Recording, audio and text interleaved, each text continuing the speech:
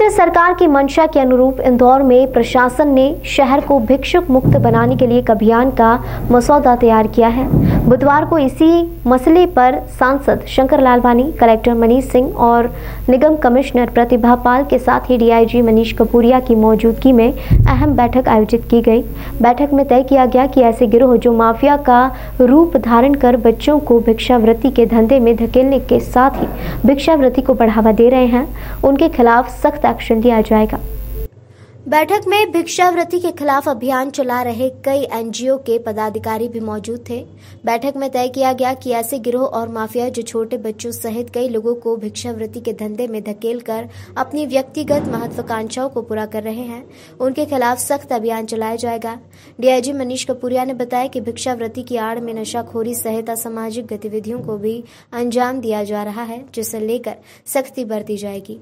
हालांकि डीआईजी मनीष कपूरिया ने यह भी स्पष्ट किया है कि इस अभियान के दौरान भिक्षुकों की मदद की जाएगी, साथ ही उनकी काउंसलिंग कर उन्हें समाज की मुख्य धारा से जोड़ने का प्रयास किया जाएगा। वहीं निगम कमिश्नर प्रतिभा पाल का कहना है कि भिक्षावृत्ति की आड़ में अपने मंसूबे पूरे करने वालों के खिलाफ जहां सख्ती बरती जाएगी। केंद्र सरकार ने भिक्षुक मुक्त शहर के लिए 10 शहरों का चयन किया है, उनमें से एक इंदौर भी है। यही वजह है कि केंद्र सरकार की मंशा के मुताबिक अब इंदौर में जिला, नगर निगम और पुलिस प्रशासन भिक्षावृत्ति के गोरख धंधे पर लगाम कसने की तैयारी में है। भिक्षुक मुक्त शहर के संबंध में केंद्र सरकार ने भी एक कार्य योजना पर कार्य करने निर्देश सभी पूरे देश की म्युनिसिपल कॉर्पोरेशंस को दिए हैं। कहीं न कहीं भिक्षुक के संबंध में जो स्थिति बड़े शहरों में निर्मित हो रही है चिंताजनक है। यहाँ भी जो एनजीओज वर्क कर रहे हैं, जिनसे कि लगातार फीडबैक जनप्रतिनिधिगणों को, हम लोगों को मिल रहे हैं, नगर निगम को मिल रहे हैं, वो ये मिल रहे हैं कि भिक्षुक माफिया सक्रिय रहता है।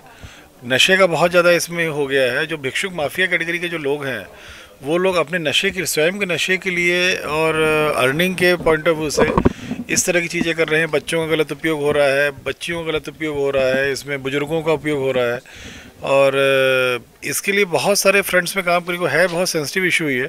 इसमें जो व्यक्ति भिक्षुक में इन्वॉल्व हैं, इनको भी बहुत सहानुभूतिपूर्वक इनके प्रति भी कार्य करने की ज़रूरत है। प्लस जो इस माफिया के रूप में जो इनसे कार्य करवा रहे हैं, उनके खिलाफ सख्त कार्रवाई करने की आवश्यकता है। तो उसमें नगर निगम सभी, जैसा कि केंद्र सरकार निर्देश दिए हैं, नगर निगम एनजीओज की नियुक्ति कर रहा है। एनजीओज के रहने से सॉफ्टवेयर टच जो रहता है उस पर भी कार्य होता है। जो लोग ऐसे पाए जाएंगे उनको किस केंद्र में शिफ्ट करना है, उस केंद्र में जब शिफ्ट करेंगे तो उनको वहाँ से निकलने नहीं दिया जाएगा। उसके बाद सामाजिक न्याय विभाग हमारा 3 दिन के अंदर मजिस्ट्रेट को सूचना जाती है, उसकी वहाँ से आदेश होता है वहाँ से, तो वो सब लीगल प्रक्रिया करनी पड़ेगी। तो वो सब व्यवस्थाएं भी करनी पड़ेगी। माफियाओं के विरुद्ध भी कार्रवाई करनी पड़ेगी। कंजर टाइप के लोग, जो लोग चौराहे पे ज़बरदस्ती कांच में नॉक करके परेशान करते हैं लोगों को, उनसे भी सतर्क रहने की ज़रूरत है, क्योंकि उनके द्वारा कई घटनाएं भी की जा चुकी हैं जहां कार के कांच खुले हुए थे। इन पर भी एक्शन लेना आवश्यक है। तो बहुत सारे फ्रंट पे आज चर्चा हुई है और किस प्रकार से एक्शन लिया जाएगा। डीआईजी साहब थे, नगर निगम कमिश्नर थी, माननीय सांसद जी की अध्यक्षता में ये बैठक हुई थी और अभी उसमें कुछ वर्क करना है हम लोगों को, और फिर एक बैठक और होगी, फिर इसमें हम लोग गंभीरता से। जो बैठक थी इसमें माननीय सांसद जी, कलेक्टर सर, डीआईजी सर भी शामिल हुए। बेसिकली जो पिछले समय से कुछ छुटपुट काम हम लोग कर रहे थे, उनको और किस तरीके से प्रभावी किया जाए, किस तरीके से और रणनीति बना के ये काम किया जाए, तो इसमें 2 विषयों पर चर्चा होकर सहमति बनी है। पहला कि ऐसे लोग जो माफिया के रूप में जो इसको एक अलग से अपना काम बनाकर बैठ गए हैं, इन लोगों के खिलाफ कार्रवाई की जाए। तो इसमें डीआईजी सर ने एक स्ट्रेटजी बनाई है और साथ ही इसमें एक सेंट्रलाइज टीम और सभी थानों की टीम को भी निर्देशित करने के लिए उन्होंने इस बैठक में कहा है।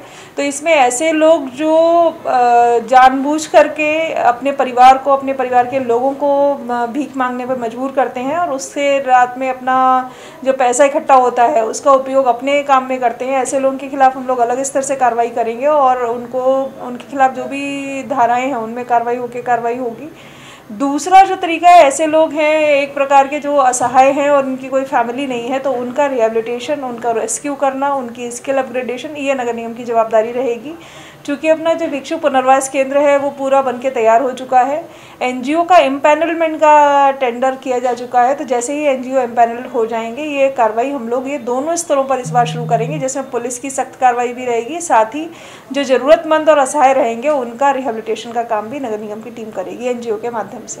अपना जो पीपलीहाना तालाब है वो बहुत अच्छा, चूँकि अब उसमें एसटीपी का पानी आकर तालाब में पानी भी पर्याप्त मात्रा में है, तो उसके आसपास कुछ सौंदर्यीकरण का प्रोजेक्ट काफ़ी लंबे समय से ड्यू था, तो उसका काम हम लोग तेज़ी से शुरू करें ताकि उस एरिया के मॉर्निंग वॉकर्स को और तालाब के सौंदर्यीकरण के काम को कंप्लीट किया जा सके। इसके अलावा जो सिटी फॉरेस्ट है वहाँ भी कुछ छोटे छोटे काम ड्यू हैं, तो उन्हीं के संबंध में निर्देश दिए गए कि वो काम भी हम लोग टाइमली ख़त्म कर लें। और उनमें एडवेंचरस स्पोर्ट्स का एक सिटी फॉरेस्ट में स्कोप है, तो उस पर भी हम लोग विचार कर रहे हैं। भंवरकुआं क्षेत्र के हॉस्टल निर्माण को लेकर बिल्कुल सही है, रहवासियों की शिकायत भी आई है, टीम ने उनमें एससीएन भी जारी किए हैं। कोई भी ऐसे हॉस्टल्स हैं जो अवैध रूप से निर्माण हो रहा होगा, हम लोग उनके खिलाफ सख्त कार्रवाई करेंगे। आज की इस बैठक में माननीय सांसद महोदय, जिलाधीश महोदय, नगर निगम का अमला और सभी स्टेक होल्डर्स थे, और जो भिक्षुक लोग शहर के अंदर हैं इनके पुनर्वास के लिए और इनको ऑल्टरनेट व्यवस्था देने के लिए सभी बिंदुओं पर चर्चा की गई है। हम चाह रहे हैं कि सभी का जो भिक्षुक हैं उनके हित में जो स्टेप्स लिए जा सकते हैं वो लें, ताकि वो भिक्षावृत्ति से बाहर भी आएँ, उनका स्वयं का भी उद्धार हो और शहर की जो आम जनता है उनको भी इस प्रॉब्लम से मुक्ति मिल सके, क्योंकि विभिन्न चौराहों पे अशोभनीय स्थिति निर्मित होती है। कई बार ये अपराध में भी संलिप्त होते हैं, विभिन्न प्रकार के ये सूचनाएं हैं कि वे ड्रग्स भी लेते हैं, कुछ माफिया भी इनके पीछे काम कर रहे हैं जो कि इनको आगे करके अपने हित साधते हैं। तो एक समग्र प्रयास करने का कार्य योजना तैयार की गई है, उस पर हम कार्य करेंगे। जी, उसमें भी विभिन्न एनजीओज़ जो यहाँ के हैं जो इस बिंदुओं पे काम कर रहे हैं उनका भी सहयोग लेंगे, और जो वैधानिक प्रावधान है उसके तहत उन पे कार्रवाई की जाएगी।